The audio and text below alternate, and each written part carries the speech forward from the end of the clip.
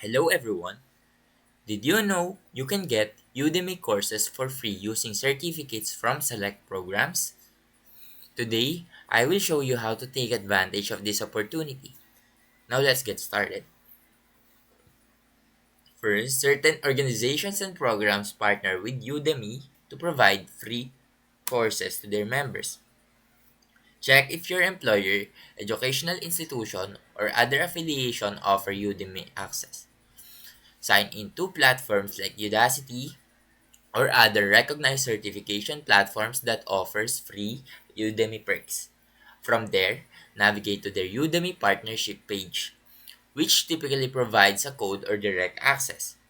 Now once you have access to log into now you once you have access, log into Udemy, apply the promo code or use the link provided to enroll in your desired course. Now remember, some courses may have restrictions, so choose wisely. Now begin your course and take full advantage of Udemy's rich content.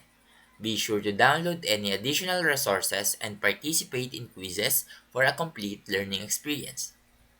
And that is how you get Udemy courses for free using certificates.